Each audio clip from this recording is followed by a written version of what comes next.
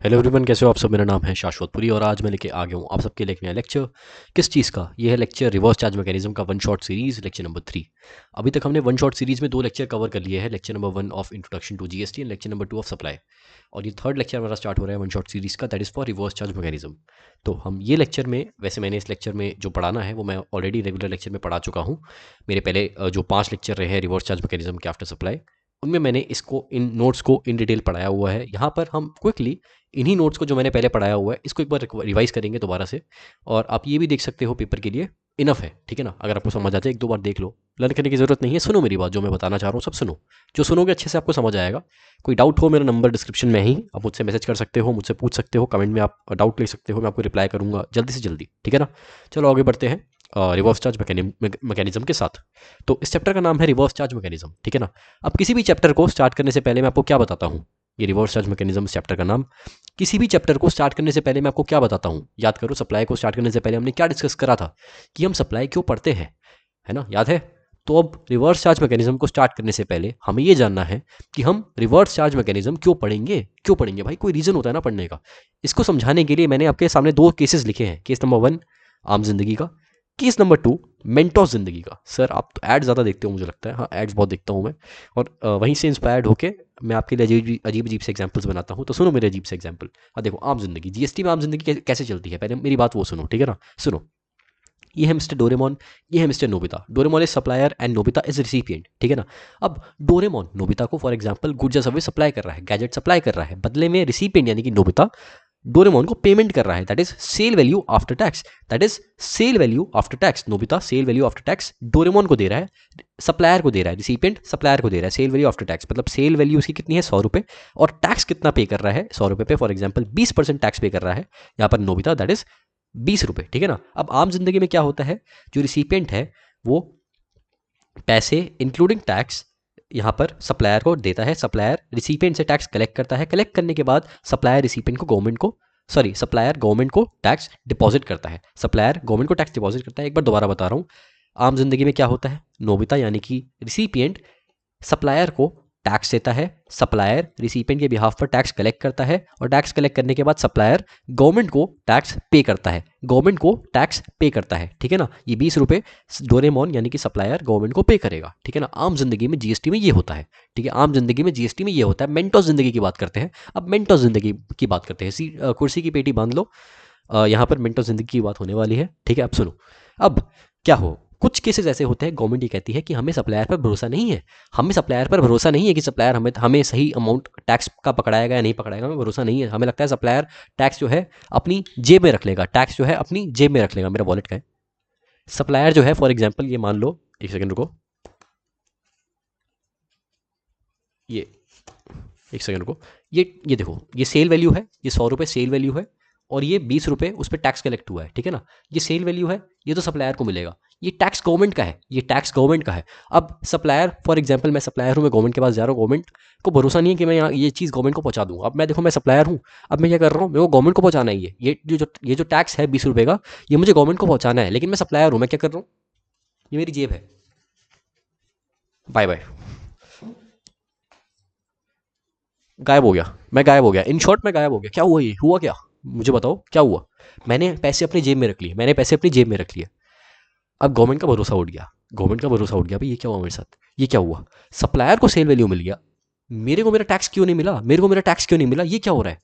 मतलब गवर्नमेंट को कुछ केसेस में सप्लायर पर भरोसा नहीं है, कुछ केसेस में गवर्नमेंट को लगता है कि सप्लायर हम तक टैक्स नहीं पहुंचाएगा, कुछ केसेस में गवर्नमेंट को लगता है सप्लायर हम तक टैक्स नहीं पहुंचाएगा। क्यों नहीं पहुंचाएगा, हो सकता है सप्लायर बहुत छोटा हो, सप्लायर को ट्रेस करना मुश्किल हो रहा है गवर्नमेंट के लिए, राइट। इसको इन डिटेल में आपको पढ़ाऊंगा रिवर्स चार्ज मैकेनिज्म में। अभी इन शॉर्ट ये समझ लो, कुछ केसेस में गवर्नमेंट को ऐसा लगता है कि सप्लायर से टैक्स कलेक्ट करना थोड़ा मुश्किल है, इसीलिए गवर्नमेंट ने लाइबिलिटी मेंटोस जिंदगी में टैक्स देने की, टैक्स पे करने की गवर्नमेंट को रिसिपेंट को पकड़ा दी, रिसिपेंट को पकड़ा दी। अब सुनो मैं क्या कह रहा हूँ, अब सुनना, पैसे फेंक दिए मैंने, एक सेकंड को,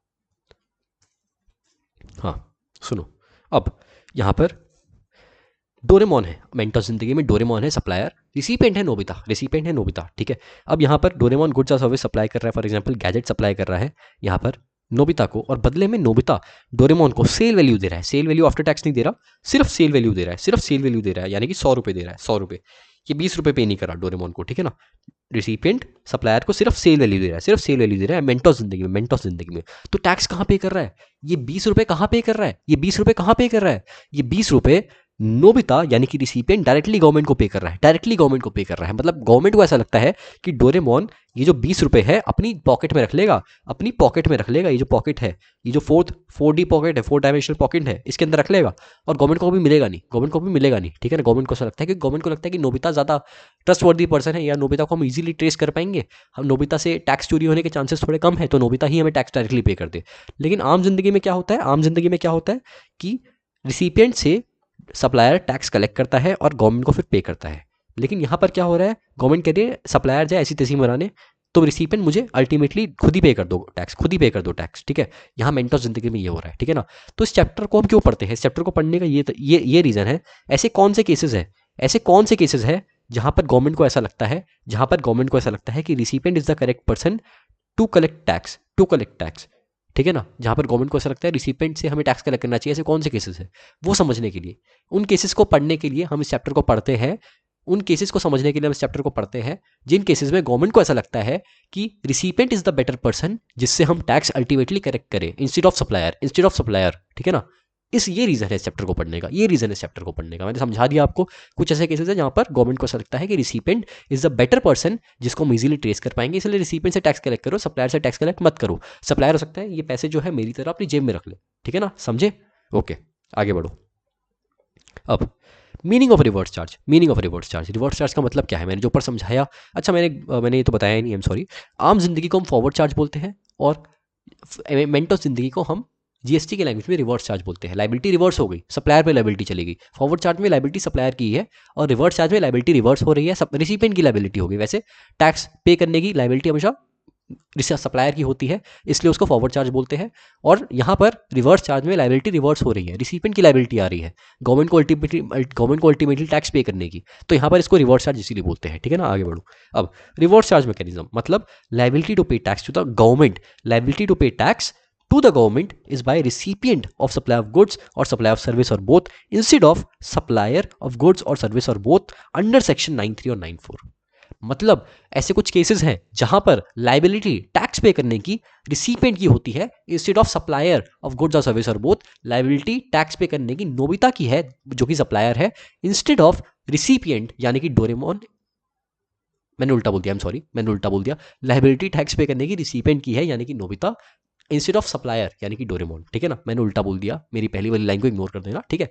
लाइबिलिटी टैक्स पे करने की रिसिपिएंट की है किसको? गवर्नमेंट को लाइबिलिटी टैक्स पे करने की रिवर्स चार्ज में गवर्नमेंट को नोबिता की है, रिसिपिएंट की है, इंस्टेड ऑफ डोरेमोन जो कि सप्लायर है, अंडर सेक्शन 93 एंड 94। 93 में क्या आता है, 94 में क्या आता है आपको मैं समझाऊंगा। अभी ये समझो, liability in under reverse charge to pay the tax to the government is on the hands of recipient instead of डोरेमोन दैट इज सप्लायर, ठीक है। अब सुनो आगे, फॉर अंडरस्टैंडिंग कुछ चीजें बताऊंगा आपको, फॉर अंडरस्टैंडिंग जो आपका आगे का बेस क्लियर करेंगे, ठीक है ना। अब सुनो particulars, forward charge, reverse charge. अब सुनो पर्टिकुलर्स, यहाँ पर liability to pay tax, indirect tax में लाइबिलिटी गवर्नमेंट को टैक्स पे करने की बात नहीं कर रहा मैं, जनरली लाइबिलिटी किसकी है टैक्स पे करने की? इनडायरेक्ट टैक्सेशन में रिसिपिएंट की है। हमेशा लाइबिलिटी इनडायरेक्ट टैक्सेशन में टैक्स पे करने की पब्लिक की होती है। पब्लिक कौन है? रिसिपिएंट है, तो रिसिपिएंट की लाइबिलिटी होती है हमेशा। तो यहाँ पर लाइबिलिटी चाहे रिवर्स चार्ज हो चाहे फॉरवर्ड चार्ज हो, इस टैक्स पे करने ही इनडायरेक्ट टैक्स में हमेशा रिसिपिएंट की होगी। बर्डन टैक्स पे करने का किसका आता है? इंट्रोडक्शन टू जीएसटी का लेक्चर नंबर 1 याद करो, क्या था?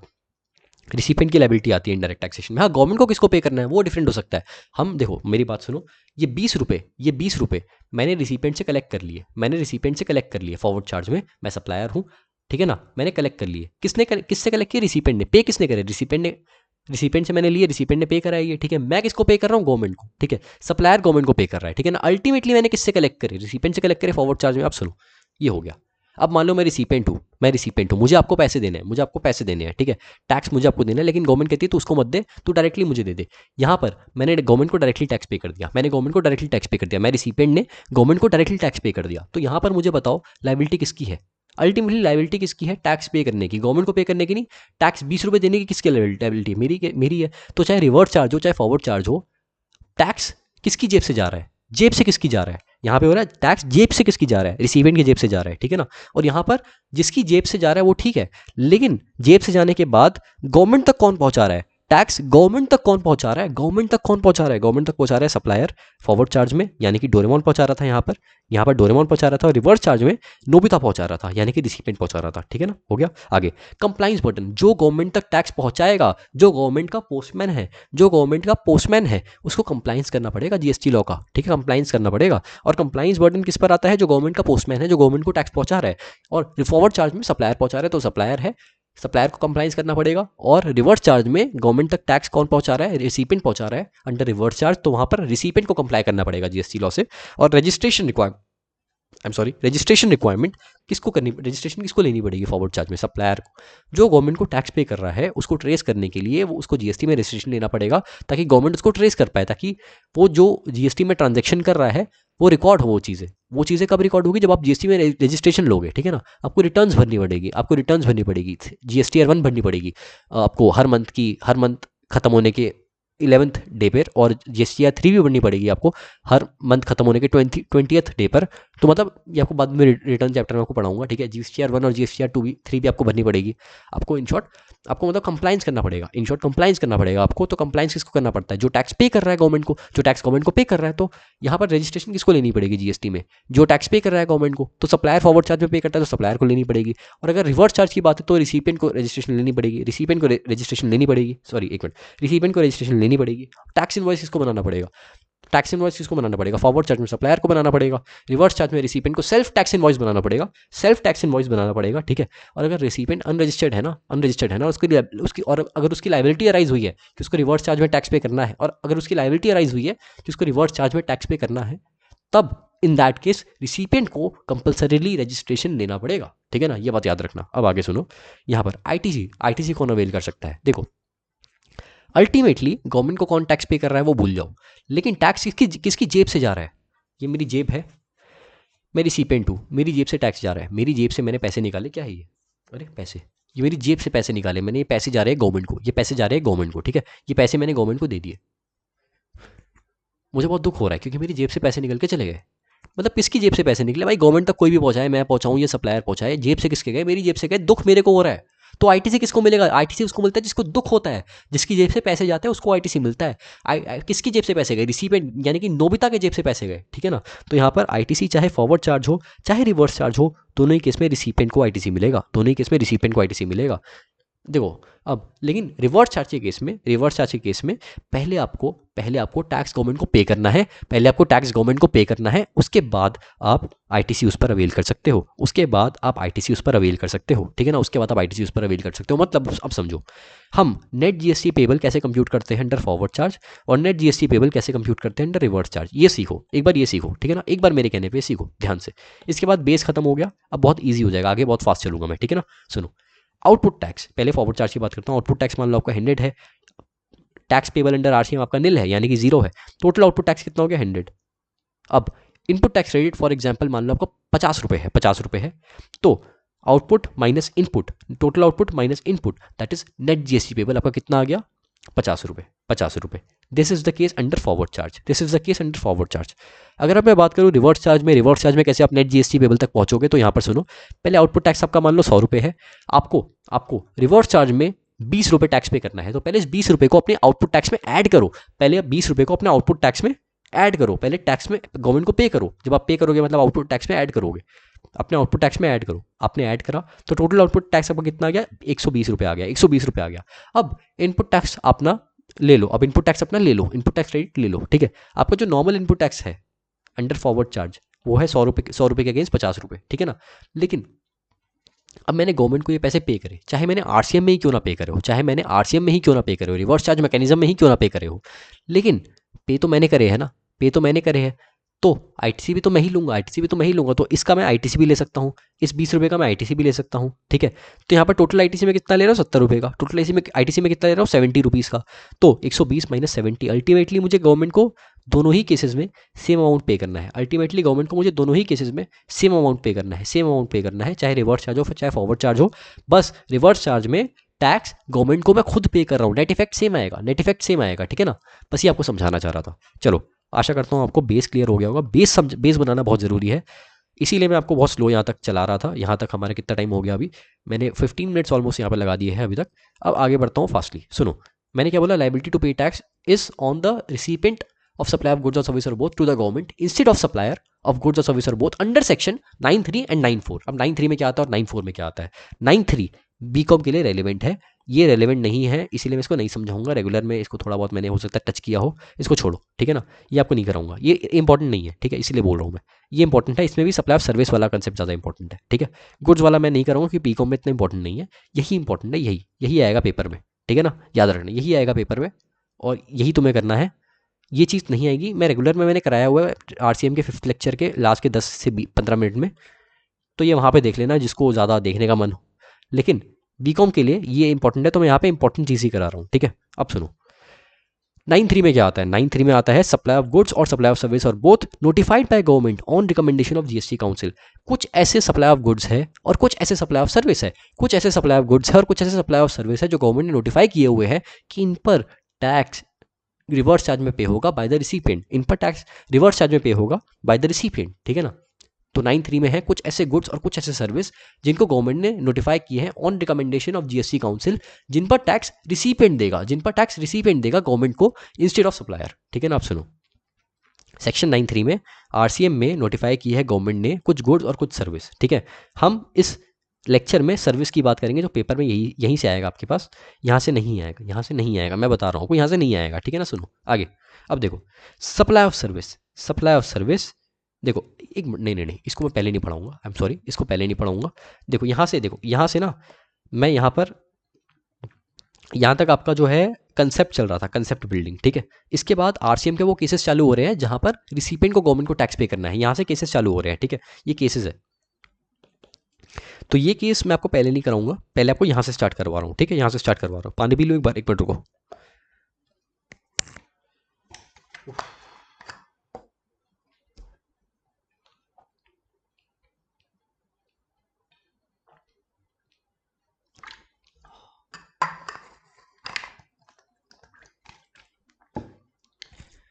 मैं आशा करता हूँ आपको अभी तक तो समझ आई होगा यार, मैंने जान के टाइम लगाया है बेस बनाने में। अब देखो कितनी फास्ट चलता हूँ, अब आपको बहुत जल्दी समझ में आएगा, ज़्यादा टाइम आपको लगेगा नहीं, ठीक है। चलो 3, 2, 1 गो।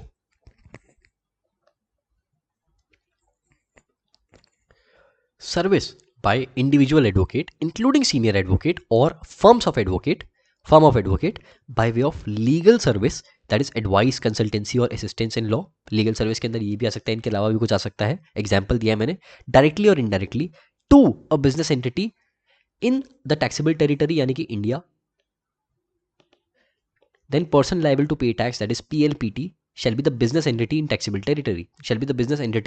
टेरिटरी। मैंने क्या बोला, अगर कोई individual advocate including senior advocate या कोई फॉर्म ऑफ एडवोकेट, कोई भी एडवोकेट फॉर एग्जांपल, कोई भी एडवोकेट अगर कोई लीगल सर्विस दे रहा है और बिजनेस एंटिटी को दे रहा है जो कि इंडिया में है, जो कि टैक्सेबल टेरिटरी में है, उस केस में person liable to pay tax shall be the business entity which is in taxable territory to the government directly under reverse charge, ठीक है।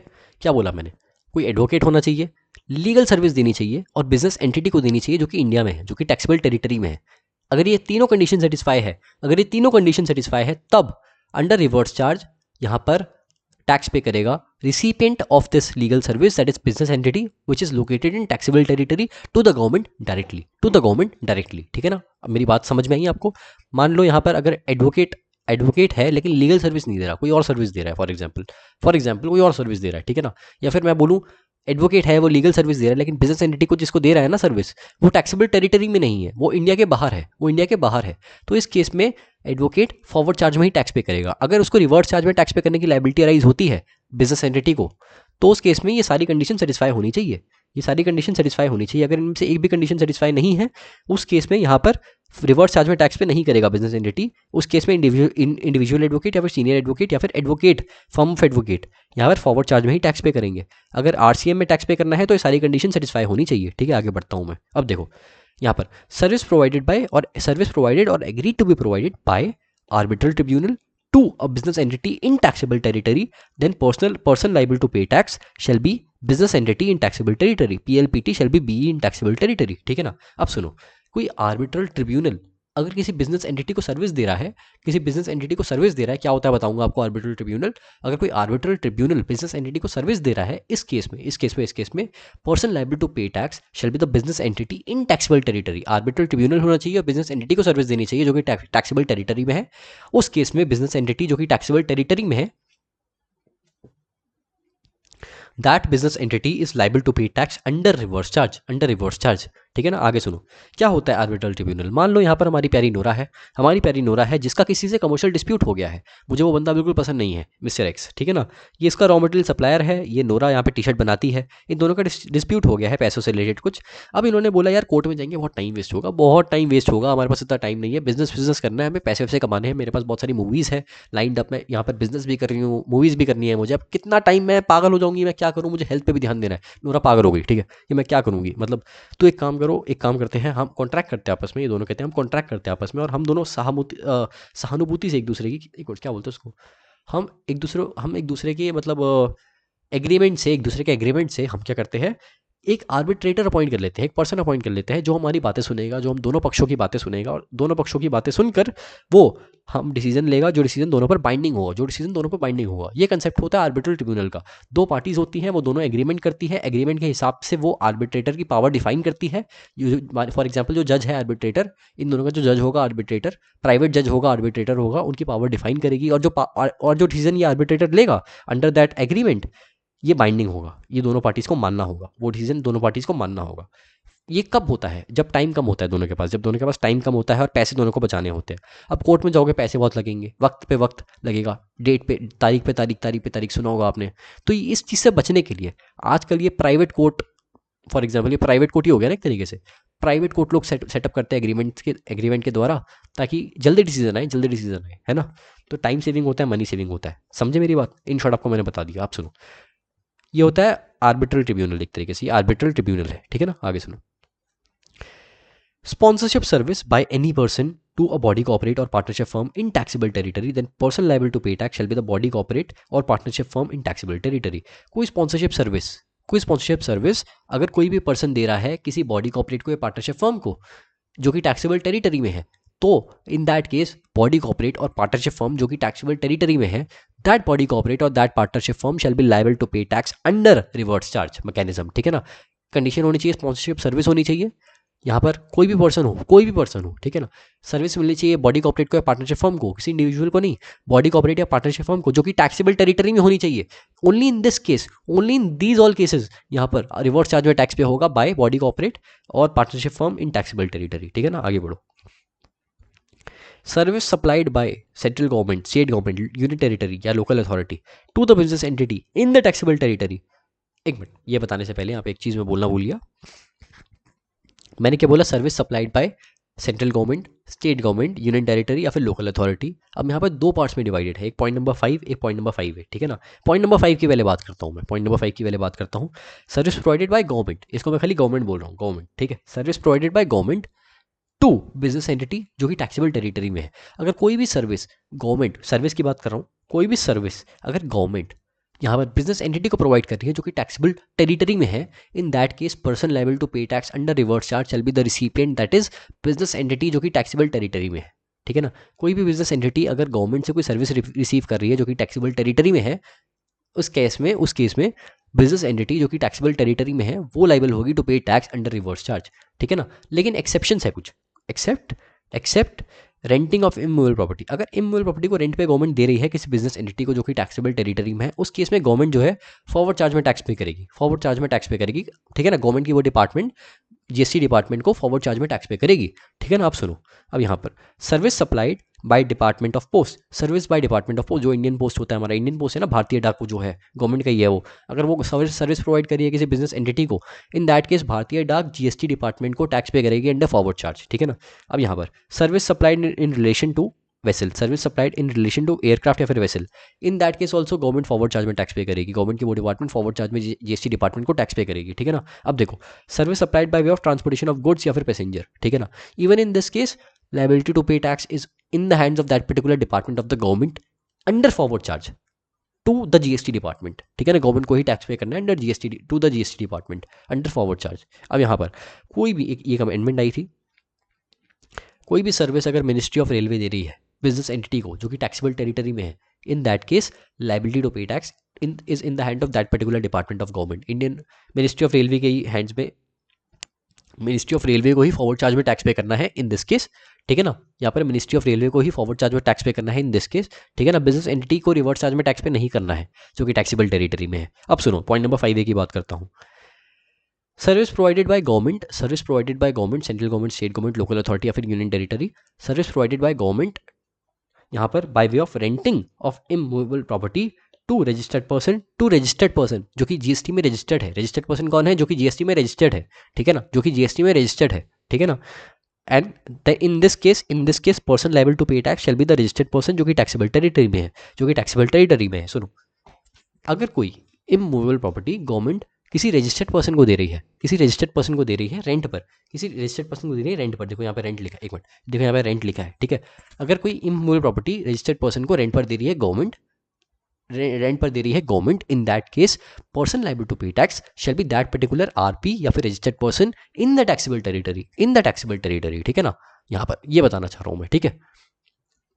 अब यहाँ पर अगर कोई इमूवेबल प्रॉपर्टी को रेंट पर इंडियन रेलवे दे रही है, इंडियन रेलवे दे रही है, अगर इंडियन रेलवे किसी को भी, फॉर एग्जांपल रजिस्टर्ड पर्सन को ही बोल दूं मैं, अगर रेंट पर दे रही है इमूवेबल प्रॉपर्टी इंडियन रेलवे किसी को भी, इन that case Indian railway he forward charge में टैक्स पे करेगी, इंडियन रेलवे ही फॉरवर्ड चार्ज में टैक्स पे करेगी, मेरी बात याद रखना, ठीक है ना। चलो आगे, अब 5 पढ़ लिया, 5A पढ़ लिया, 5AA पढ़ो, 5AA पढ़ो, ठीक है ना। अब देखो रेसिडेंशियल ड्वेलिंग की बात हो रही है, रेसिडेंशियल ड्वेलिंग की। रेसिडेंशियल ड्वेलिंग क्या होता है पहले ये बताऊं, ठीक है ना। रेसिडेंशियल ड्वेलिंग की आरसीएम में ट्रीटमेंट होगी, क्या होती है उसकी ट्रीटमेंट वो बताता हूँ। उससे पहले आपको ये समझाना है रेसिडेंशियल ड्वेलिंग क्या होती है, रेसिडेंशियल ड्वेलिंग क्या होती है, ठीक है ना। तो residential dwelling is an accommodation constructed for residential purpose, कोई ऐसी जगह जो कि रेसिडेंशियल पर्पस के लिए कंस्ट्रक्ट की गई है, कोई ऐसी जगह जो कि रेसिडेंशियल पर्पस के लिए कंस्ट्रक्ट की गई है। सर हमारी इंग्लिश इतनी अच्छी है मत समझाओ मैं, ओके भैया माफ करो मुझे। चलो, यहाँ पर कोई ऐसी जगह जो कि रेसिडेंशियल पर्पस के लिए कंस्ट्रक्ट की गई है, ठीक है। फॉर एग्जांपल फ्लैट्स या फिर हाउस, ठीक है ना। ये रेसिडेंशियल पर्पस के लिए कंस्ट्रक्ट की गई है, वो रेसिडेंशियल ड्वेलिंग है और हमने उसको रेंट पर दिया है, और उसको रेंट पर दिया गया है for long term use, this is long term, for long term use, ठीक है ना, फॉर लॉन्ग टर्म यूज, ठीक है। कोई ऐसी जगह जो कि रहने के लिए कंस्ट्रक्ट की गई है, फॉर एग्जांपल फ्लैट या फिर हाउस, जिसको रेंट पर दिया गया है for long term use, that is residential dwelling, ठीक है ना, समझ गए। अब आगे बढ़ो, renting service of residential dwelling other than commercial property जिस पे फॉरवर्ड चार्ज में टैक्स पे होगा, इन दैट केस यहाँ पर सुनो, अगर कोई रेसिडेंशियल ड्वेलिंग को रेंट पर दिया जा रहा है, कोई रेसिडेंशियल ड्वेलिंग को रेंट पर दिया जा रहा है, कमर्शियल प्रॉपर्टी की बात नहीं कर रहा, अगर किसी कमर्शियल प्रॉपर्टी को रेंट पर दिया जा रहा है, हमेशा किसी कमर्शियल प्रॉपर्टी को रेंट पर दिया जा रहा है, उस केस में उस कमर्शियल प्रॉपर्टी पर टैक्स फॉरवर्ड चार्ज में ही टैक्स पे किया जाएगा, फॉरवर्ड चार्ज में ही टैक्स फिर पे किया जाएगा, ठीक है। ये बता रहा हूँ आपको मैं, यहाँ पर बात कर रहा हूँ अगर किसी रेसिडेंशियल ड्वेलिंग को रेंट पर दिया जा रहा है, किसी रेसिडेंशियल ड्वेलिंग को रेंट पर दिया जा रहा है, तो इस केस में अगर वो रेसिडेंशियल ड्वेलिंग किसी रजिस्टर्ड पर्सन को रेंट पर दी जा रही है, किसी रजिस्टर्ड पर्सन को रेंट पर दी जा रही है by any person, in that case that particular registered person shall be liable to pay tax under reverse charge, ठीक है ना। अगर कोई रेसिडेंशियल ड्वेलिंग रेंट पर दी जा रही है to any registered person, in this case registered person RCM में टैक्स पे करेगा। लेकिन अगर कोई रेसिडेंशियल ड्वेलिंग रेंट पर दी जा रही है टू एन अनरजिस्टर्ड पर्सन जो कि जीएसटी में रजिस्टर्ड नहीं है, ठीक है ना, इन दैट केस अगर वो अनरजिस्टर्ड पर्सन इस ड्वेलिंग को यहाँ पर रेसिडेंस के लिए यूज कर रहा है, रेसिडेंस के लिए रहने के लिए यूज कर रहा है, तो उस केस में तो ये एग्जेम्प्ट है, गवर्नमेंट ने बाय नोटिफिकेशन एग्जेम्प्ट किया है, इस पर जीएसटी लगेगा ही नहीं, ठीक है। लेकिन अगर ये अनरजिस्टर्ड पर्सन इस रेसिडेंशियल ड्वेलिंग को बिजनेस के लिए यूज कर रहा है, एक बिजनेस के लिए यूज कर रहा है, मतलब बिजनेस अनरजिस्टर्ड है, उसकी थ्रेशोल्ड से नीचे होगी टर्नओवर, ठीक है, टर्नओवर थ्रेशोल्ड से नीचे होगी। इस केस में अगर फिर भी उसको बिजनेस के लिए यूज कर रहा है, कोई अनरजिस्टर्ड पर्सन अगर रेसिडेंशियल ड्वेलिंग को बिजनेस के लिए यूज कर रहा है, इस केस में उस पर फॉरवर्ड चार्ज में टैक्स पे करेगी कौन? ये पर्सन पे करेगा जो रेसिडेंशियल ड्वेलिंग को रेंट पर दे रहा है, ठीक है ना। फॉरवर्ड चार्ज में टैक्स पे होगा, ठीक है ना। समझे मेरी बात। अगर किसी रजिस्टर्ड पर्सन को रेसिडेंशियल ड्वेलिंग दी जा रही है रेंट पर, उस केस में चाहे कोई भी केस हो, बिजनेस के लिए यूज कर रहा है, रहने के लिए यूज कर रहा है, यहाँ पर उस पर टैक्स पे होगा अंडर रिवर्स चार्ज। लेकिन अगर किसी अनरजिस्टर्ड पर्सन को रेसिडेंशियल ड्वेलिंग दी जा रही है, रहने के लिए दी जा रही है, अगर रहने के लिए दी जा रही है तो एग्जेम्प्ट है। अगर बिजनेस के लिए यूज कर रहा है वो अनरजिस्टर्ड पर्सन, तो उस केस में उस पर फॉरवर्ड चार्ज में टैक्स पे होगा बाय द पर्सन, वो पर्सन के द्वारा जो पर्सन रेंट पर दे रहा है रेसिडेंशियल ड्वेलिंग, ठीक है ना, जो सप्लायर है।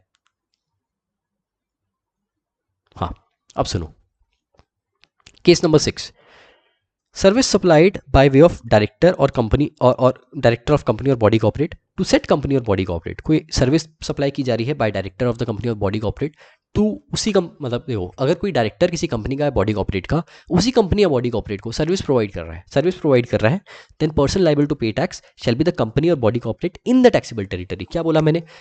मैं डायरेक्टर हूँ किसी कंपनी का, फॉर एग्जाम्पल आपकी कंपनी है, मैं उस कंपनी का डायरेक्टर हूँ, मान लो, खुश हो जाओ, ऐसा कभी होगा नहीं, खुश हो जाओ। ज़रा तो ठीक है, ओके। अब मैं अपना खुद का खोलूँगा ना यार कुछ, तो कैसे होगा? मैं ये नहीं बोल रहा आप कुछ नहीं कर सकते। आप करोगे मुझसे बड़ा करोगे कुछ, तो काम कुछ बड़ा करोगे मुझसे, तो मैं मतलब ये कह रहा हूँ कि आप जो भी करो, मैं देखो मोटिवेशन बातें अभी बाद में करता हूँ, लास्ट में, छोड़ो अभी नहीं कर रहा। वन शॉट सीरीज़ है, टाइम फालतू का जाता है। देखो, मैं डायरेक्टर हूँ, फॉर एग्जाम्पल आपकी कंपनी का ही डायरेक्टर हूँ, ठीक है, आपकी कंपनी का डायरेक्टर हूँ मैं, आपकी कंपनी को सर्विस दे रहा हूँ, आपकी बॉडी कॉर्पोरेट को सर्विस दे रहा हूँ, ठीक है, आपकी कंपनी या बॉडी कॉर्पोरेट को मैं सर्विस दे रहा हूँ, ठीक है। तो ये जो सर्विस मैं दे रहा हूँ, यहाँ पर रिवर्स चार्ज में टैक्स पे करना होगा आपको। आप मेरी सर्विस रिसीव कर रहे हो, आप मेरी यानी कि डायरेक्टर की सर्विस रिसीव कर रहे हो, आपकी कंपनी मेरी यानी कि डायरेक्टर की सर्विस रिसीव कर रही है, आपकी कंपनी रिसिपिएंट है, तो इन दिस केस रिसिपिएंट यानी कि आपकी company will be liable to pay tax under reverse charge and person liable to pay tax is your company only, your company only, ठीक है, अंडर रिवर्स चार्ज। तो लेकिन आपके दिमाग में बात आ रही होगी, सर आप देखो, डायरेक्टर तो एम्प्लॉय होता है, हाँ ठीक है, एम्प्लॉय होता है, डायरेक्टर हो भी सकता है एम्प्लॉय, मैं ऐसे बोल रहा हूँ, हो भी सकता है एम्प्लॉय, हाँ ठीक है, मैंने मान गया, ओके, डायरेक्टर एम्प्लॉय होता है, ओके। तो सर एक बात बताओ, आपने जब सप्लाई पढ़ाया था, सप्लाई में शेड्यूल 3 पढ़ाया था, शेड्यूल 3 में पैरा नंबर 1 पढ़ाया था, उसमें ये था, पहले शेड्यूल 3 क्या था, पहले ये बताओ। शेड्यूल 3 ये था, कुछ ऐसी सप्लाई, कुछ ऐसी सर्विस, कुछ ऐसी चीज़ें, कुछ ऐसी ट्रांजेक्शन्स जिनको ना सप्लाई ऑफ गुड्स बोलेंगे ना सप्लाई ऑफ सर्विस बोलेंगे, ठीक है ना। Following categories of goods or service or both shall not be categorized as supply of goods or service or both. Following categories of transaction shall not be categorized as supply of goods or supply of service or both. ठीक है ना। सुनो, क्या था schedule 3, कुछ ऐसी transaction जिनको नाम सप्लाई ऑफ गुड्स बोलेंगे ना सप्लाई ऑफ सर्विस बोलेंगे। उसके पैरा नंबर 1 में क्या लिखा था? शेड्यूल 3 के पैरा नंबर 1 में क्या लिखा था? Service provided by employee to the employer, मतलब director to the company is outside the ambit of GST, is not liable to GST. ये था शेड्यूल नंबर 3 के पैरा नंबर 1 में। मतलब इस पर तो जीएसटी लगेगा ही नहीं, तो इस पर आरसीएम पे टैक्स पे कैसे हो रहा है? मैंने क्या बोला? डायरेक्टर एम्प्लॉय हो भी सकता है, नहीं भी हो सकता है, शायद हो सकता है, शायद नहीं हो सकता है। अगर डायरेक्टर एम्प्लॉय है किसी कंपनी का या बॉडी कॉर्पोरेट का, मुझे लग रहा है भूकंप आ रहा है, पता नहीं मुझे क्यों लग रहा है, चेक करूँ क्या, एक मिनट रुकना।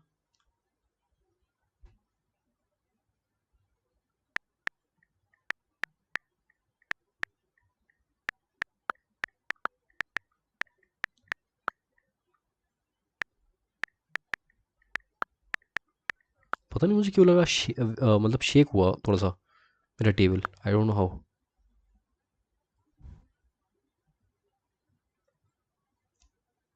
आ तो नहीं रहा कुछ।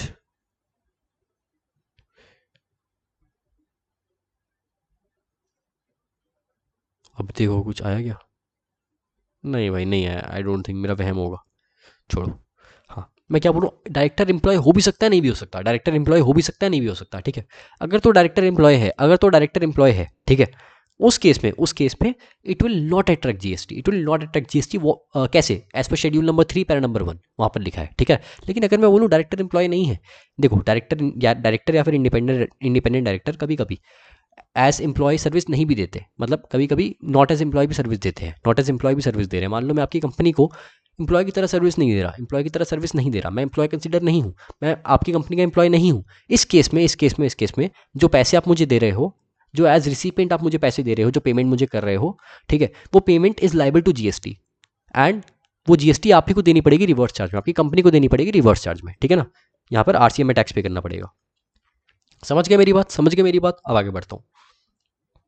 यहाँ पर service supplied by insurance agent to the person carrying insurance business, for example LIC, GIC etcetera, then person liable to pay tax shall be the person carrying insurance business in the taxable territory. मैंने क्या बोला? अगर कोई service supply की जा रही है by insurance agent to the person carrying insurance business, in this case person liable to pay tax shall be the person carrying insurance business in taxable territory. मैंने क्या बोला? सुनो, मान लो मैं इंश्योरेंस एजेंट हूँ, आप इंश्योरेंस की कंपनी हो, ठीक है, आपने बहुत सारे एजेंट्स हायर किए हुए, आपने बहुत सारे इंश्योरेंस एजेंट हायर किए हुए, ठीक है ना। अब मान लो आप काफ़ी सारे इंश्योरेंस एजेंट तो अपने हायर किए हैं, आप उनको बोल रहे हो कि भाई तू एक काम कर, तू ये पॉलिसी बेच, ये पॉलिसी है, ये तो पॉलिसी बेच कस्टमर को, और बदले में जो है ये पॉलिसी है, ये पैसे हो गए, ये पॉलिसी है, ये पॉलिसी तू गवर्नमेंट लोगों को बेच, मैं इंश्योरेंस एजेंट हूँ, और बदले में तेरे को हम पैसे देंगे, बदले में हम तेरे को पैसे देंगे, बदले में तेरे को कमीशन देंगे, पैसे नहीं देंगे कमीशन देंगे, ठीक है ना, बदले में कमीशन देंगे। तो अब क्या हो रहा है कि आप कमीशन दे रहे हो, मान लो मुझे, मैंने ये पॉलिसी बेची, अब मैं ये पैसे लाया, ठीक है, ये पैसे लाया आपके पास, ये पैसे लाया, 100 रुपये आपको दे दिए, 20 रुपये आपने मुझे दे दिए, ठीक है ना। अब इस 20 रुपये पे जो मेरी कमीशन है, इस पर टैक्स मुझे पे नहीं करना, आपको पे करना है रिवर्स चार्ज। आपने मुझसे सर्विस ली है, आप मेरे सर्विस के रिसिपेंट हो, तो यहाँ पर रिसिपेंट यानी कि पर्सन कैरिंग इंश्योरेंस बिजनेस, यानी कि आपको टैक्स पे करना है इस 20 रुपये पे अंडर रिवर्स चार्ज, ठीक है ना, समझे, इस कमीशन पर आपको टैक्स पे करना है। यानी कि service supplied by insurance agent to insurance company, then person liable to pay tax shall be the person carrying insurance business in the taxable territory, ठीक है ना। सुनो आगे, हाँ अब सुनो, service supplied bye recovery agent to the banking company, NBFC or financial institution, then person liable to pay tax shall be that particular banking company, financial institution और NBFC in taxable territory।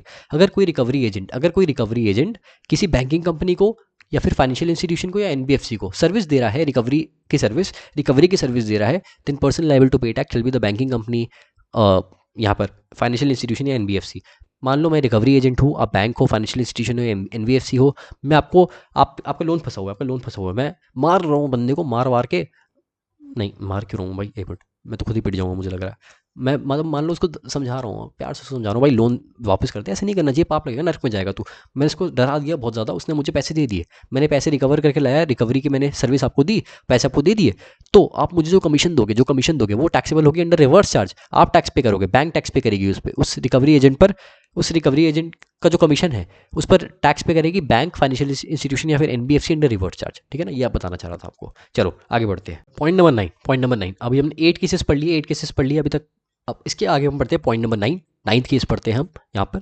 Supply of service by transferring, permitting the use और enjoyment of copyright relating to original dramatic और musical और artistic work by music composer, photographer या फिर artist to the music company or producer or like in taxable territory, then in this case person liable to pay tax, that is PLPT, shall be the music company, producer or like in taxable territory। For example, अब सुनो, कोई copyright की service दे रहा है, कोई copyright use करने, कोई कॉपीराइट की सर्विस दे रहा है अपने, मतलब सुनो मैं क्या बोल रहा हूँ, कोई म्यूजिक कंपोजर, कोई फोटोग्राफर या फिर कोई आर्टिस्ट अपने ओरिजिनल ड्रामेटिक म्यूजिकल या फिर आर्टिस्टिक वर्क का कॉपीराइट दे रहा है, इनका कॉपीराइट दे रहा है, किसको, म्यूजिक कंपनी को दे रहा है या फिर प्रोड्यूसर को दे रहा है, जो कि टैक्सेबल टेरिटरी में है, जो कि इंडिया में है। In this case person liable to pay tax shall be the music company और प्रोड्यूसर और like in the taxable territory.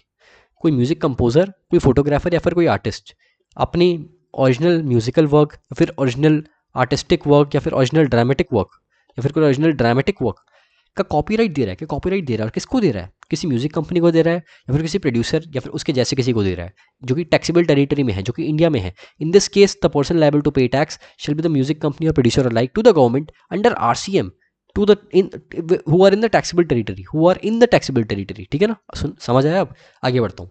Service supplied by way of transferring, permitting the use or enjoyment of copyright in relation to original literary work, लिखने का काम, original अपना लिखा हुआ काम, by author to the publisher, then person liable to pay tax shall be the publisher in the taxable territory। अगर कोई author अपने ओरिजिनल लिटरेरी वर्क का कॉपीराइट दे रहा है, किसको दे रहा है, पब्लिशर को दे रहा है copyright, then person liable to pay tax shall be the publisher who is located in the taxable territory. ठीक है, समझ गए, बहुत सिंपल है। कोई ऑथर अपने ओरिजिनल लिटरेरी वर्क का कॉपीराइट दे रहा है, किसको दे रहा है, पब्लिशर को दे रहा है, जो कि टैक्सेबल टेरिटरी में है। Then under reverse charge person liable to pay tax किसको, to the government shall be the publisher which is who is located in the taxable territory. ठीक है ना, समझ गए।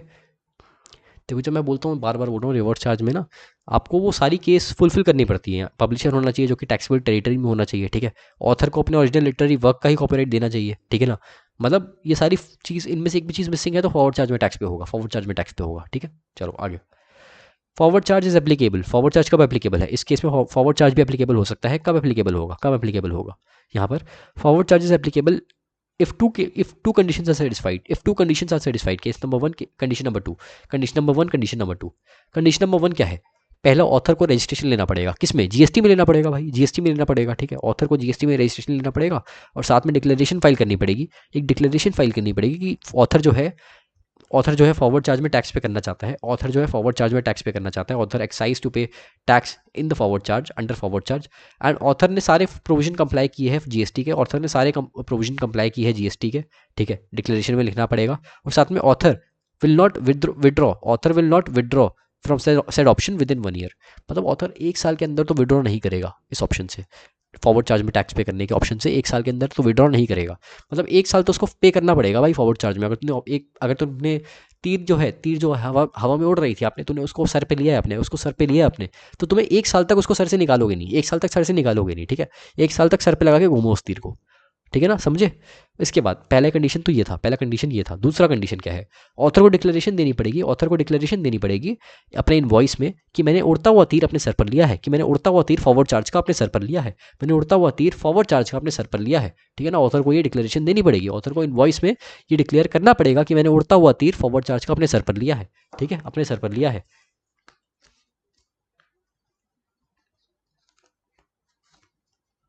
एक मिनट रुकना।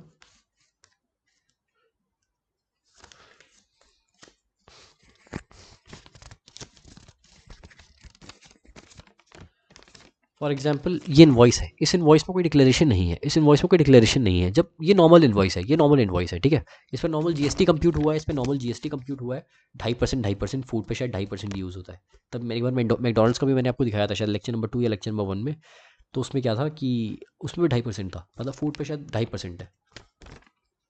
तो उस इनवॉइस में उसको डिक्लेरेशन देना पड़ेगा कि मैंने उड़ता हुआ तीर अपने सर पर लिया है, मैं रिवर्स चार्ज में एप्लीकेबल था लेकिन मेरे को शौक था, इसलिए मैंने जो है रिवर्स चार्ज में हटा दिया अपने आप को, मैं फॉरवर्ड चार्ज में टैक्स पे कर रहा हूँ, जो भी एप्लीकेबल रेट है उस पर।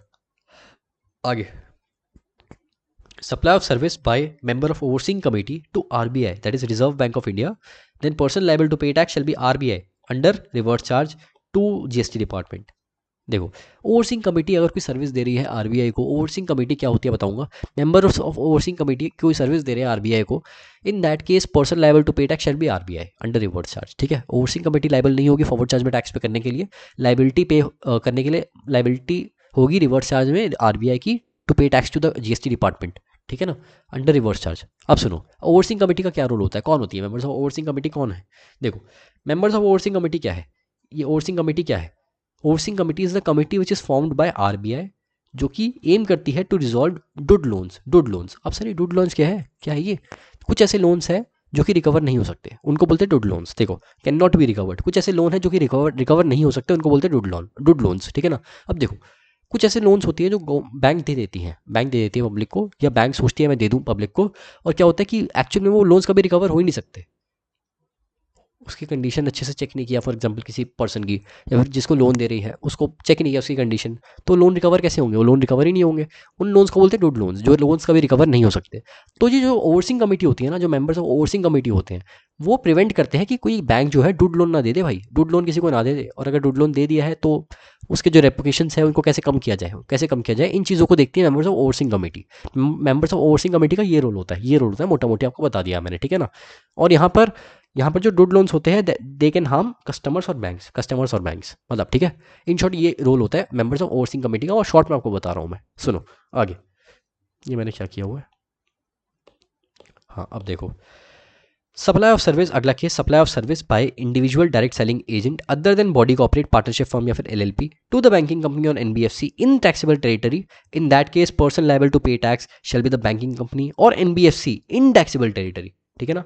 मैंने क्या बोला, अगर कोई डायरेक्ट सेलिंग एजेंट, कोई individual direct selling agent other than body corporate partnership firm या फिर एलएलपी, कोई individual direct selling agent other than body corporate partnership firm या फिर एलएलपी सर्विस दे रहा है, किसको दे रहा है, किसी बैंकिंग कंपनी को दे रहा है या फिर किसी एनबीएफसी को दे रहा है जो कि टैक्सेबल टेरिटरी में है, यानी कि इंडिया में है, in that case person liable to pay tax shall be that particular banking company और एनबीएफसी इन टैक्सेबल टेरिटरी, ठीक है ना। कोई इंडिविजुअल डायरेक्ट सेलिंग एजेंट है जो कि बॉडी कॉर्पोरेट नहीं है, मतलब कंपनी नहीं है, या फिर कोई पार्टनरशिप फर्म नहीं है, या फिर कोई एलएलपी नहीं है, वो अगर सर्विस दे रहा है, कौन सी सर्विस, कौन होता है डायरेक्ट सेलिंग एजेंट, बताऊंगा अभी। अगर कोई सर्विस दे रहा है किसी बैंकिंग कंपनी को या फिर एनबीएफसी को, सिर्फ इनको सर्विस दे रहा है और वो टैक्सेबल टेरिटरी में है जिनको वो सर्विस दे रहा है, in that case person liable to pay tax shall be the banking company और यहाँ पर एनबीएफसी जो कि टैक्सेबल टेरिटरी में है, ठीक है, समझे। अब देखो ये बता दो सर, डीएसए कौन होता है, डायरेक्ट सेलिंग एजेंट कौन होता है, ठीक है, डीएसए, ठीक है। अब सुनो, डायरेक्ट सेलिंग एजेंट कौन होता है। Direct selling agent is the agent promoting various known products of the banking company NBFC to the customers, और बदले में वो कमीशन ले रहा है फ्रॉम बैंक से। Direct selling agent loan product promote करता है, लोन प्रोडक्ट प्रमोट करता है किसी भी बैंक का या फिर किसी भी एनबीएफसी का, और बदले में उनसे वो कमीशन चार्ज करता है, बदले में कमीशन चार्ज करता है, शॉर्ट में समझ लो, ठीक है। आगे बढ़ते हैं, कोई और समझाने की नीड है नहीं इसमें। Service supplied by business facilitator, जो मैं समझाऊंगा कौन होता है। नॉट बिजनेस करस्पॉन्डेंट, ये भी कौन होता है बताऊंगा आपको। To the banking company in the taxable territory, not NBFC, और इंश्योरेंस कंपनी, नॉट एनबीएफसी, मतलब इंश्योरेंस कंपनी की बात नहीं कर रहा ना मैं यहाँ पर, एनबीएफसी की बात कर रहा हूँ। Then person liable to pay tax shall be the banking company in the taxable territory. अगर कोई बिजनेस फैसिलिटेटर किसी बैंकिंग कंपनी को सर्विस सप्लाई कर रहा है जो कि बिजनेस करस्पॉन्डेंट नहीं है, और बैंकिंग कंपनी ही है वो, एनबीएफसी नहीं होनी चाहिए या फिर इंश्योरेंस कंपनी नहीं है, then person liable to pay tax shall be the banking company in taxable territory. अब सर ये बता दो, ये तो समझ आ गया, बिजनेस फैसिलिटेटर होता कौन है, कौन होता है ये। देखो ये एजेंट की तरह एक्ट करता है, इन द बैंक्स, और ये सप्लाई करता है बैंकिंग सर्विस कस्टमर्स को। बैंकिंग की जो भी सर्विस है, बैंक की जो भी सर्विस है, वो कस्टमर तक पहुंचाता है, और बदले में कमीशन रिसीव करता है, मतलब बैंक की जो सर्विस है वो कस्टमर तक पहुंचाता है, वो है बिजनेस फैसिलिटेटर। बैंक की सर्विस कस्टमर तक पहुंचाता है और बदले में उसको कमीशन मिलता है, ठीक है, समझे। अब देखो अगला case, service supplied by agent of business correspondent to business correspondent, then person liable to pay tax shall be the business correspondent in taxable territory. Sir कुछ समझ नहीं आया, अब समझाओ क्या होता है ये। मान लो आप बिजनेस करस्पॉन्डेंट हो, कौन होता है आपको बताऊंगा वो, और मैं आपका एजेंट हूँ, service supplied by business correspondent, service supplied by agent of business correspondent to the business correspondent. मैं अगर आपको सर्विस प्रोवाइड कर रहा हूँ, आप बिजनेस करस्पॉन्डेंट हो, मैं आपका एजेंट, यानी कि एजेंट ऑफ बिजनेस करस्पॉन्डेंट अगर आपको सर्विस प्रोवाइड कर रहा हूं, in that case person liable to pay tax shall be the business correspondent in the taxable territory, ठीक है ना। अगर एजेंट ऑफ बिजनेस करस्पॉन्डेंट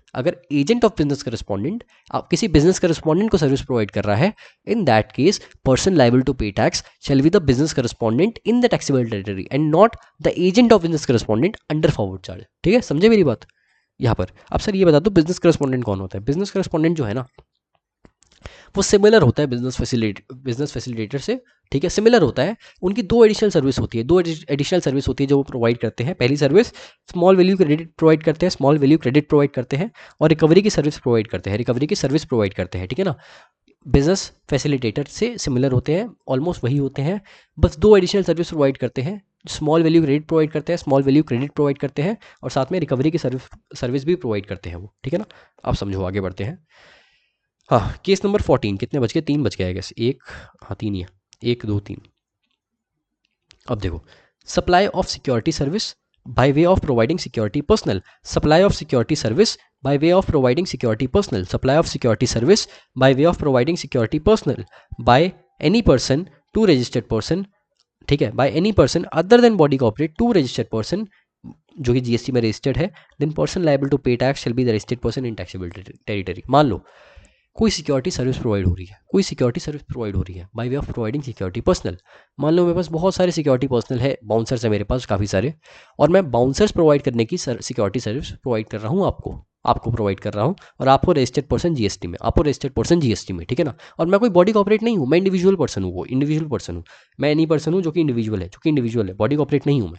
मान लो मैं जो कि बॉडी कॉर्पोरेट नहीं हूँ, मैं सिक्योरिटी सर्विस प्रोवाइड कर रहा हूँ आपको, बाउंसर्स प्रोवाइड करके, सिक्योरिटी पर्सनल प्रोवाइड करके, ठीक है ना। और आप हो रजिस्टर्ड पर्सन, आप जीएसटी में रजिस्टर्ड हो, ठीक है ना। इन दैट केस आप लाइबल हो गए टैक्स पे करने की गवर्नमेंट को अंडर रिवर्स चार्ज, ठीक है ना। मान लो मैं आपको सिक्योरिटी पर्सनल प्रोवाइड नहीं कर रहा, मैं आपको कैमरास प्रोवाइड कर रहा हूँ, ठीक है ना। मान लो ये कैमरा है, मैं आपको कैमरा प्रोवाइड कर रहा हूँ। कैमरा आपने मान लो यहाँ पे लगा लिया, अब यहाँ पे आपको सब कुछ दिख रहा है, सिक्योरिटी रीजंस की वजह से आपने कैमरा लगा लिया, आपको सब कुछ दिख रहा है। मान लो मैंने आपको डॉग्स प्रोवाइड कर दिया, सिक्योरिटी डॉग्स, ठीक है ना। तो यहाँ पर मैं फॉरवर्ड चार्ज में ही टैक्स पे करूँगा। यहाँ पर आरसीएम में सिर्फ उस केस में टैक्स पे होगा जब मैं आपको सिक्योरिटी पर्सनल दे रहा हूँ, और साथ में मैं इंडिविजुअल हूँ। मान लो मैं बॉडी कॉर्पोरेट हूँ और मैं सिक्योरिटी पर्सनल दे रहा हूँ, इस केस में फॉरवर्ड चार्ज में मैं टैक्स पे करूँगा, ठीक है ना। मैं इंडिविजुअल होना चाहिए, मैं सिक्योरिटी पर्सनल देना चाहिए, कोई और सर्विस नहीं सिक्योरिटी की, मैं इंडिविजुअल होना चाहिए, या फिर any person other than body corporate होना चाहिए, ठीक है। और साथ में मैं सिक्योरिटीज पर्सनल ही देना चाहिए मैंने, कोई और सिक्योरिटी सर्विस नहीं, फॉर एग्जांपल कैमरा या फिर डॉग्स वगैरह, वो सब नहीं देने चाहिए। और मेरे को जो सर्विस देनी है सिक्योरिटी सर्विस, सिक्योरिटी पर्सनल की, वो देनी है टू द रजिस्टर्ड पर्सन जो कि टैक्सेबल टेरिटरी में है। अगर मैंने इनमें से एक भी कंडीशन सेटिस्फाई नहीं करी तो फॉरवर्ड चार्ज में टैक्स पे करूंगा, लेकिन अगर ये सारी कंडीशन सेटिस्फाइड है, इन दैट केस मैं रिवर्स चार्ज में टैक्स पे, इन that case registered person reverse charge में टैक्स पे करेगा। मैं क्यों करूंगा रिवर्स चार्ज में टैक्स पे, रजिस्टर्ड पर्सन रिवर्स चार्ज में टैक्स पे करेगा, रिवर्स चार्ज में टैक्स पे करेगा, समझे। सिक्योरिटी सर्विस देनी चाहिए by way of providing security personnel, और any person other than individual, any person other than body corporate ने वो सर्विस प्रोवाइड करनी चाहिए, ठीक है। और साथ में एक और चीज़, वो सर्विस रजिस्टर्ड पर्सन को प्रोवाइड करी होनी चाहिए, जो कि टैक्सेबल टेरिटरी में है। Only in that case person liable to pay tax shall be the registered person who is in the taxable territory, ठीक है, समझे।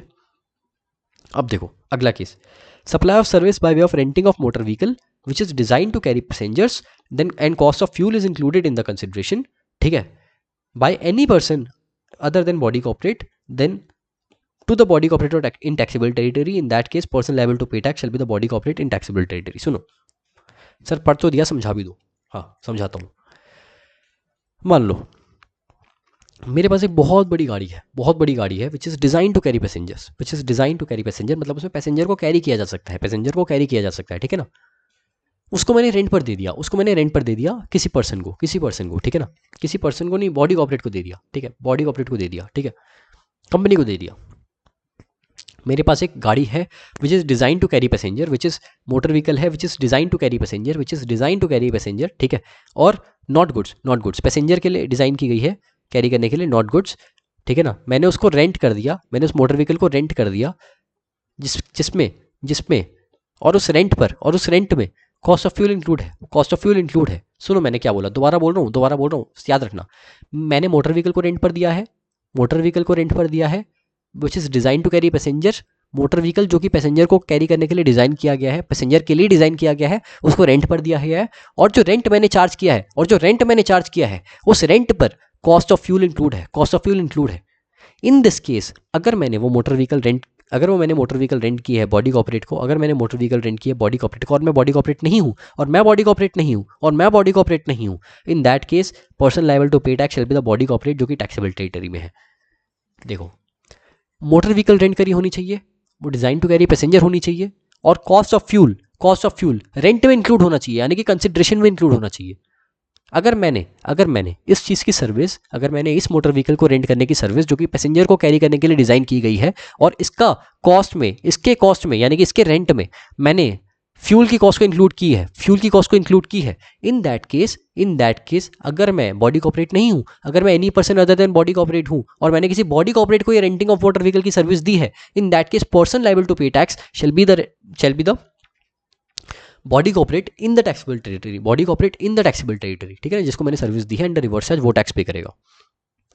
समझ गए मेरी बात। अगर मैंने मान लो मोटर व्हीकल दी है जो कि डिज़ाइन टू कैरी गुड्स है, उस केस में फॉरवर्ड चार्ज में टैक्स पे करूंगा। फॉर एग्जांपल मैंने मोटर व्हीकल दी है जो कि डिज़ाइन टू कैरी पैसेंजर है, लेकिन कॉस्ट ऑफ फ्यूल इंक्लूड नहीं है रेंट में, इन दैट केस ऑल्सो मैं फॉरवर्ड चार्ज में टैक्स पे करूंगा। मान लो मैंने मोटर व्हीकल दी है जिसमें कॉस्ट ऑफ फ्यूल इंक्लूड है रेंट में, और साथ में वो डिज़ाइन टू कैरी पैसेंजर भी है, लेकिन मैं बॉडी कॉर्पोरेट हूँ और मैंने बॉडी कॉर्पोरेट को सर्विस दी है, इन दैट केस मैं फॉरवर्ड चार्ज में टैक्स पे करूंगा। मान लो मैंने मोटर व्हीकल रेंट पर दी है which is design to carry passenger, और यहाँ पर कॉस्ट ऑफ फ्यूल भी इंक्लूड है रेंट में, और मैं बॉडी कॉर्पोरेट भी नहीं हूँ, लेकिन मैंने किसी अनरजिस्टर्ड पर्सन को सर्विस दे दी, या फिर मैंने any person other than body corporate को सर्विस दे दी, इन दैट केस मैं फॉरवर्ड चार्ज में टैक्स पे करूंगा। मैं रिवर्स चार्ज में कब टैक्स पे करूंगा, जब ये सारी कंडीशन सेटिस्फाई होगी, ठीक है, समझ गए।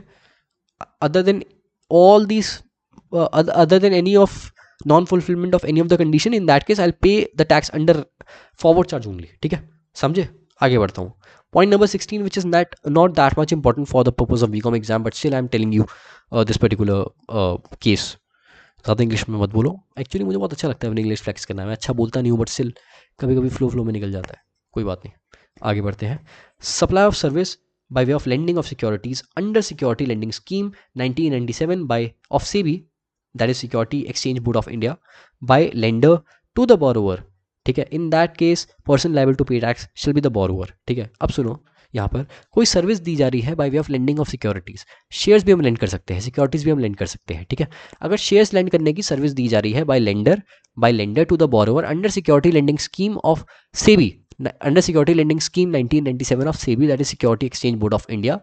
In that case, person liable to pay tax shall be the borrower, that is recipient of that lending service. ठीक है ना, under reverse charge. समझे मेरी बात? इसको मैं शॉर्ट में बता रहा हूँ, ज़्यादा ये रेलेवेंट है नहीं, इंपॉर्टेंट है नहीं, ठीक है, पेपर में तो समझ जाओगे. अब सुनो 9(5) section number 9(5) section 9 subsection 5 section 9 subsection 5 ECO electronic commerce operator. Electronic commerce operator क्या होता है?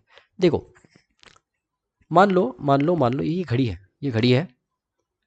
ये घड़ी मार्केट में मुझे मिल रही थी अराउंड, ये घड़ी सस्ती सी है, ज़्यादा है नहीं, ऑफर मैंने ली थी, इसकी रेट शायद 2000 रुपये है मार्केट में, ठीक है. रियलमी की घड़ी है, ये रियलमी की घड़ी है, स्मार्ट वॉच, सस्ती सी घड़ी है, लेकिन मुझे ऑनलाइन 700 की मिल गई, ठीक है. इसलिए मैंने इसको ऑनलाइन मंगा लिया. ऑनलाइन मैंने मंगाया था शायद इसको मिंत्रा में वो सेल चल रही थी उस टाइम पे, तो मैंने मिंत्रा से इसको ऑनलाइन मंगाया था.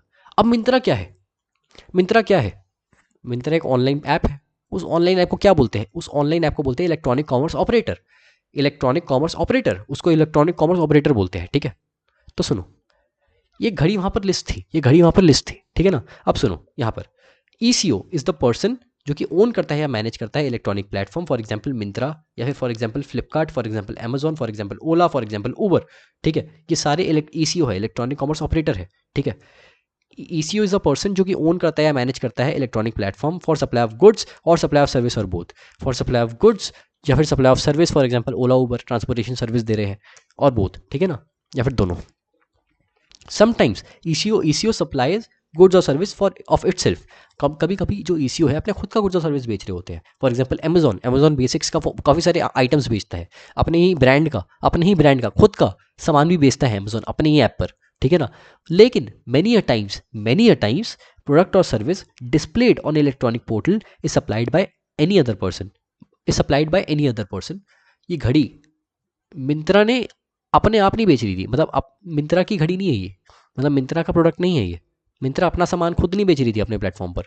ये कोई और ट्रेडर था जिसने अपनी इस घड़ी को मिंत्रा पर लिस्ट किया हुआ था, और इस ट्रेडर को मिंत्रा से ऑर्डर आया मेरे बिहाफ पर, मैंने ऑर्डर प्लेस किया, मिंत्रा से उसको नोटिफिकेशन आई, उसने ये घड़ी पैक करी और मुझे भेजी.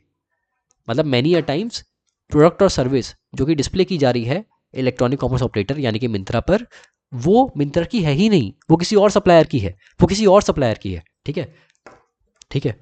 अब कंसिडरेशन ऑफ दैट प्रोडक्ट और सर्विस ऑफ दैट घड़ी इज कलेक्टेड बाय ECO यानी कि मिंत्रा कलेक्ट करेगी फ्रॉम द कंज्यूमर से यानी कि मुझसे, and which is passed to the actual supplier, मतलब जो इस घड़ी का बेचने वाला है उसको प्रोवाइड कर दिया जाएगा आफ्टर डिडक्टिंग कमीशन.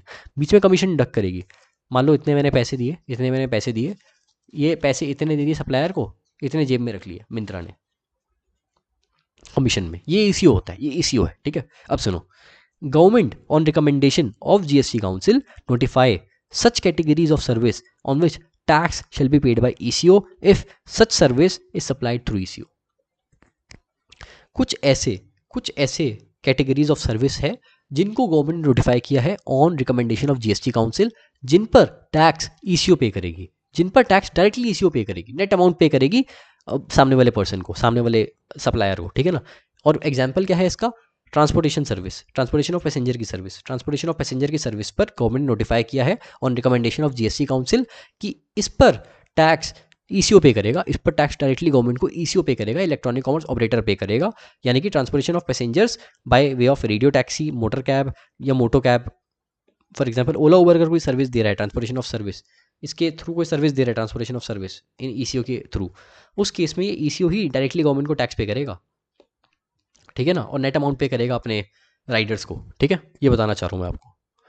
इसके बाद ना देखो, ये मैंने आपको पढ़ा दिया 9 सबसेक्शन 3 जो है नोटिफाइड केसेस ऑफ गुड्स. ये जो है इतना इंपॉर्टेंट नहीं है, ये मैंने RCM के लेक्चर नंबर 5 में लास्ट के 10 से 15 मिनट में आपको पढ़ाया हुआ है. ये वहाँ से आप देख लो. This is not that much important for exam, और वन शॉट सीरीज में आपको वही चीज़ मैं टच कर रहा हूँ जो इंपॉर्टेंट है एग्जाम के लिए, इसलिए मैं इसको नहीं कर रहा ताकि ये लेक्चर शॉर्ट बन पाए, ठीक है. टच.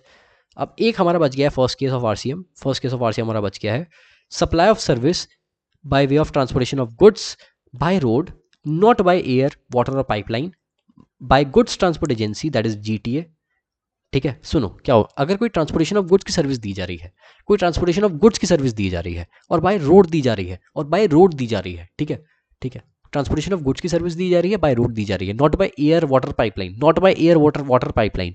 और किसके थ्रू दी जाए, कौन दे रहा है, कौन दे रहा है सर्विस, ये दे रहा है गुड्स ट्रांसपोर्ट एजेंसी। कौन होता है सर गुड्स ट्रांसपोर्ट एजेंसी, बताऊंगा सुनो। अगर कोई goods transport agency transportation of goods की सर्विस दे रहा है, कोई goods transport agency transportation of goods की सर्विस दे रहा है, जो बताऊंगा कौन होता है वो, कोई goods transport agency transportation of goods की सर्विस दे रहा है, बाय रोड दे रहा है, not by air water pipeline, उस केस में उसके पास दो ऑप्शन है, उस गुड्स ट्रांसपोर्ट एजेंसी के पास दो ऑप्शन है, एक तो फॉरवर्ड चार्ज में टैक्स पे करने का और एक रिवर्स चार्ज में टैक्स पे करने का। अगर वो फॉरवर्ड चार्ज में टैक्स पे करता है, अगर वो फॉरवर्ड चार्ज में टैक्स पे करना चाहता है, उस केस में उसको रजिस्ट्रेशन लेना पड़ेगा जीएसटी में, उसको रजिस्ट्रेशन लेना पड़ेगा जीएसटी में, और उसको अगर वो फॉरवर्ड चार्ज में टैक्स पे करता है, उसको 12% जीएसटी का रेट फॉलो करना पड़ेगा टैक्स पे करने के लिए, ठीक है, 12% पे उसको टैक्स पे करना पड़ेगा गवर्नमेंट को, और उसको टैक्स इनवॉइस इशू करनी पड़ेगी और लिखना पड़ेगा कि मैंने उड़ता हुआ तीर फॉरवर्ड चार्ज का अपने सर पर लिया है, उड़ता हुआ तीर अपने फॉरवर्ड चार्ज का मैंने अपने सर पर लिया है। डिक्लेरेशन लिखनी पड़ेगी इनवॉइस के अंदर, इनवॉइस के अंदर डिक्लेरेशन देनी पड़ेगी कि मैंने उड़ता हुआ तीर फॉरवर्ड चार्ज का अपने सर पर लिया है, अपने सर पर लिया है। और यहाँ पर क्योंकि वो टैक्स फॉरवर्ड चार्ज पे कर रहा है तो आईटीसी अवेलेबल होगा, आईटीसी अवेलेबल होगा, उसको भी आईटीसी ले सकता है, वो इनपुट टैक्स रेट ले सकता है वो, ठीक है ना। और आरसी में एप्लीकेबल नहीं होगा क्योंकि फॉरवर्ड चार्ज में टैक्स पे कर रहा है। अब सुनो, एक केस ये था। अब मान लो कोई, दोबारा बोल रहा हूँ मैं, ट्रांसपोर्टेशन ऑफ गुड्स की सर्विस जीटीए दे रहा है, बाय रोड दे रहा है। इस केस में अगर वो रिवर्स चार्ज में अप्लाई करता है टैक्स पे करने के लिए, रिवर्स चार्ज में टैक्स पे करना चाहता है, तो क्या, तो यहाँ पर आरसीएम एप्लीकेबल होगा। अगर वो चाहता है रिवर्स चार्ज में टैक्स पे करना तो आरसीएम एप्लीकेबल होगा, और साथ में उसको रिसिपेंट को, यहाँ पर रिसिपेंट को टैक्स पे करना पड़ेगा, यानी कि जो सर्विस रिसीव कर रहा है उसको टैक्स पे करना पड़ेगा अंडर रिवर्स चार्ज 5% पे, 5% पे, ठीक है ना, 5% जीएसटी पे, सब्जेक्ट टू फॉलोइंग। मान लो जीटीए की सर्विस कोई अनरजिस्टर्ड पर्सन, कोई अनरजिस्टर्ड पर्सन ले रहा है, या फिर जीटीए की सर्विस कोई रजिस्टर्ड पर्सन ले रहा है, कोई रजिस्टर्ड पर्सन ले रहा है। अगर जीटीए की सर्विस कोई रजिस्टर्ड पर्सन ले रहा है, कोई रजिस्टर्ड पर्सन ले रहा है, in this case registered person reverse charge में टैक्स पे करेगा, इन this case registered person reverse charge में टैक्स पे करेगा, रिवर्स चार्ज में टैक्स पे करेगा। लेकिन अगर कोई जीटीए की सर्विस अनरजिस्टर्ड पर्सन ले रहा है, अनरजिस्टर्ड पर्सन ले रहा है, in that case if unregistered person is factory, society, cooperative society, body corporate, partnership firm, associate of person, sorry association of person, not associate of person, association of person, या फिर LLP है, या फिर casual taxable person है, जिसको मैं आपको registration chapter में बताऊंगा, अभी नहीं बता रहा आपको, ठीक है, रजिस्ट्रेशन चैप्टर में बताऊंगा, अभी आप ये समझ लो कैजुअल टैक्सेबल पर्सन, बस सुन लो, ठीक है। अगर इनमें से कोई है, अगर अनरजिस्टर्ड पर्सन इनमें से कोई है, तो गवर्नमेंट कहती है भैया तुम ना चुपचाप रजिस्ट्रेशन ले लो, चुपचाप रजिस्ट्रेशन ले लो और आरसीएम में टैक्स पे कर दो। तुम फैक्ट्री हो, सोसाइटी हो, कोऑपरेटिव सोसाइटी हो, बॉडी कॉर्पोरेट हो, पार्टनरशिप फर्म हो, कैजुअल टैक्सेबल पर्सन हो, तो तुम जीटीए की सर्विस ले रहे हो ना, अगर तुम जीटीए की सर्विस ले रहे हो तो बेटा चुपचाप रजिस्ट्रेशन लो और आरसीएम में टैक्स पे करो, गवर्नमेंट ये कहती है। लेकिन अगर इनके अलावा कोई यूआरपी है, इनके अलावा कोई अनरजिस्टर्ड पर्सन है, इनके अलावा कोई अनरजिस्टर्ड पर्सन है, तो गवर्नमेंट कहती है कोई बात नहीं, हमने एग्जेम्प्ट कर दिया, हमने एग्जेम्प्ट कर दिया, तुम टैक्स मत पे करो, तुम जीएसटी मत पे करो, इस पर जीएसटी लगेगा ही नहीं, इन पे जीएसटी लगेगा ही नहीं, ठीक है ना, समझ गए। अगर ट्रांसपोर्टेशन ऑफ गुड्स की सर्विस दी जा रही है बाय जीटीए, बाय रोड दी जा रही है, not by air water pipeline, और जीटीए ऑप्ट करता है to pay tax in the reverse charge, तो आरसीएम एप्लीकेबल होगा। और हमें दो केस यहाँ पे देखने हैं, क्या वो सर्विस रजिस्टर्ड पर्सन को दी जा रही है या फिर अनरजिस्टर्ड को दी जा रही है। अगर रजिस्टर्ड को दी जा रही है तो आरसीएम एप्लीकेबल होगा, लेकिन अगर अनरजिस्टर्ड को दी जा रही है तो दो चीज़ देखनी है, क्या वो unregistered person factory, association of person, partnership firm, या फिर यहाँ पर मैं बोलूँ कैजुअल टैक्सेबल पर्सन, और भी कुछ चीज़ें थी, कोऑपरेटिव सोसाइटी या फिर सोसाइटी तो नहीं है, या फिर बॉडी कॉर्पोरेट तो नहीं है। अगर ये है तो गवर्नमेंट कहती है बेटा तुम अनरजिस्टर्ड क्यों हो, तुम जीटीए की सर्विस ले रहे हो तो तुम कंपलसरी रजिस्ट्रेशन लो जल्दी से और टैक्स पे करो आरसीएम में। गवर्नमेंट ये कहती है तुम लो कंपलसरी लो रजिस्ट्रेशन, तुम लो कंपलसरीली लो रजिस्ट्रेशन और तुम टैक्स पे करो अंडर आरसीएम, गवर्नमेंट ये कह रही है। लेकिन गवर्नमेंट कहती है अगर इनके अलावा कोई यूआरपी है, इनके अलावा कोई अनरजिस्टर्ड पर्सन है, इन दैट केस उसको हमने एग्जेम्प्ट कर दिया, उसको हमने एग्जेम्प्ट कर दिया, ठीक है। अब देखो जीटीए कौन होता है, सर आपने पूरी रामायण सुना दी, अब बता रहे हो सीता के बारे में सबसे लास्ट में कौन सी बात हुई। अब भाई मेरा पढ़ाने का तरीका यही है, मैं फ्लो बनता है ना तो उसको बिगाड़ना नहीं चाहता। अब सुनो जीटीए क्या होता है, जीटीए क्या होता है, गुड्स ट्रांसपोर्ट एजेंसी, पर्सन जो ये प्रोवाइड करता है service of transportation of goods by road. GTA वो पर्सन है, जीटीए इज द पर्सन जो कि प्रोवाइड करता है service of transportation of goods by road. GTA is a person जो कि प्रोवाइड करता है service of transportation of goods by road. GTA वो पर्सन है जो प्रोवाइड करता है service of transportation of goods by road, ठीक है ना। और साथ में वो कंसाइनमेंट नोट इशू करता है। कंसाइनमेंट नोट क्या होता है, consignment note is the evidence of delivery, यानी कि proof of delivery, evidence of delivery, ठीक है, प्रूफ ऑफ डिलीवरी कि गुड्स डिलीवर हुए हैं भैया, गुड्स डिलीवर हुए हैं, ठीक है। अब देखो एक नोट है यहाँ पर, नॉट बाय इंडिविजुअल ट्रक और टेम्पू, मतलब इंडिविजुअल ट्रक और टेम्पू जीटीए नहीं है, इंडिविजुअल ट्रक या टेम्पू जीटीए नहीं है, और साथ में कोई और इनके अलावा कोई अदर रोड ट्रांसपोर्ट, यानी कि फॉर एग्जांपल ठेला है या फिर बुलेट कार्ट है, ये भी जीटीए नहीं है। इनको एग्जाम्प्ट किया हुआ है, इनको गवर्नमेंट ने एग्जाम्प्ट किया है, मतलब इन पर जीएसटी नहीं लगता, इन पर जीएसटी जो है गवर्नमेंट नहीं लगाती, इन पर जीएसटी बाय नोटिफिकेशन गवर्नमेंट ने एग्जाम्प्ट किया हुआ है, ठीक है। ये आपको बताना चाह रहा था। मतलब कोई इंडिविजुअल टेम्पू या ट्रक है जो गवर्नमेंट पे आप चलता हो, जो आप चलता हुआ देखते हो, जो आप चलता हुआ देखते हो, इंडिविजुअल टेम्पू या ट्रक, अगर वो कोई ट्रांसपोर्टेशन ऑफ गुड्स की सर्विस दे रहे हैं, not by air water pipeline, कैसे दे देंगे वो एयर वाटर पाइपलाइन, ऑटो उड़ रहा है, क्या आपने देखा है कभी ऐसा? मैंने तो नहीं देखा, कभी दिखेगा तो फोटो खींचना। तो सुनो, यहाँ पर कैसी कैसी बातें करता हूँ यार, मेरे को। हाँ, यहाँ पर अगर वो कोई सर्विस दे रहे हैं ट्रांसपोर्टेशन ऑफ गुड्स की by road, in that case उसको गवर्नमेंट ने एग्जाम्प्ट किया है, या कोई बुलेट कार्ट या फिर कोई ठेला transportation of goods by road की सर्विस दे रहा है, तो उस केस में इसको गवर्नमेंट ने एग्जाम्प्ट किया है, इस पर जीएसटी नहीं लगता, बाय नोटिफिकेशन गवर्नमेंट ने एग्जाम्प्ट किया है, बाद में हो सकता है हटा दे, अभी के लिए गवर्नमेंट ने एग्जाम्प्ट किया हुआ है, ठीक है। एग्जाम्पशन चैप्टर में इसको पढ़ेंगे, एग्जाम्पशन चैप्टर में इसको पढ़ेंगे, ठीक है। तो यहाँ पर मैं आपको ये बताना चाह रहा था, गुड्स ट्रांसपोर्ट एजेंसी क्या होता है, जो कि सर्विस देता है पर्सन, जो कोई ऐसा पर्सन जो कि सर्विस देता है ट्रांसपोर्टेशन ऑफ गुड्स की बाय रोड देता है और कंसाइनमेंट नोट इशू करता है, ठीक है। तो यहाँ पर ये आपको बताना चाह रहा था, बस ये चैप्टर जितना वन शॉट सीरीज में नीट थी मैंने आपको बता दिया एग्जाम के पर्पस के लिए, इतना ही नीट था। अब इसके बाद हम जो चैप्टर पढ़ेंगे that will be composition levy और composition scheme, that will be the lecture number 4 of our one shot series. देखो मैं यही बोलूँगा, आप अच्छे से पढ़ो, अच्छे से चीज़ों को रिवाइज करो और अच्छे से जो है पेपर अटैम्प्ट करना। मैंने आपको जो बताया है, जो मैंने आपको समझाया है, उसको आप एक दो बार सुन लो, बस आप याद करने की आपको ज़रूरत नहीं है, और पेपर में अपनी नॉलेज से चीज़ों को लिखो अच्छे से, जो भी प्रैक्टिकल क्वेश्चन आएगा, जो मैंने आपको बताया है ना, ये सब समझ के आप अच्छे से उसको अटेम्प्ट कर पाओगे, दिक्कत आपको आएगी नहीं एज सच, ठीक है। मेरी बातों को 2-3 बार सुन लो, ठीक है। लर्न करने की ज़रूरत नहीं है, पढ़ लो, रीड करो, लेकिन सुनो फिर रीड करो, सुनो फिर रीड करो। लर्न करने की ज़रूरत नहीं है, मैं खुद बोल रहा हूँ, वो अपने दिमाग से पेपर में अटेम्प्ट करो, ठीक है। थोड़े बहुत कीवर्ड्स आपको अपने आप दिमाग में बैठ जाएंगे, आप एक बार पढ़ोगे, मेरी बात सुनोगे तो। अब सुनो मैं क्या बोल रहा हूँ, इतनी सी बस बात बोलनी है मुझे कि एट द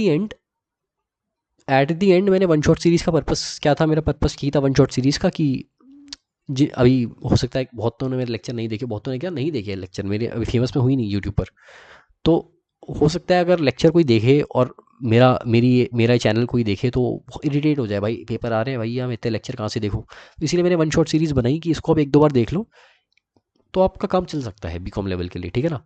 तो आप प्लीज़ प्लीज़ प्लीज़ सही से देखना, सही से देखना, मतलब ये नहीं कि मतलब आप 2-3 चैप्टर पढ़ के चले जाओ, सारे देखो भैया, सारे देखो, कम से कम जीएसटी पूरी कर लो, कस्टम्स छोड़ दोगे वो चल जाएगा, जीएसटी कम से कम पूरी कर लो, तो आपके नंबर सही आ जाएंगे इसमें।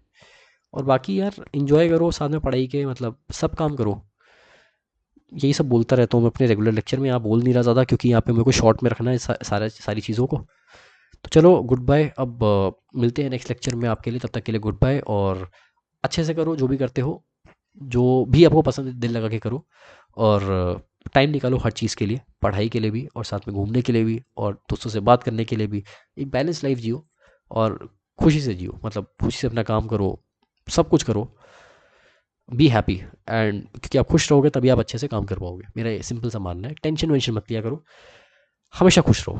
चलो गुड बाय, मिलते हैं नेक्स्ट लेक्चर में कंपोजिशन स्कीम में, वो रहेगा हमारा lecture number 4 of one shot series. Good bye.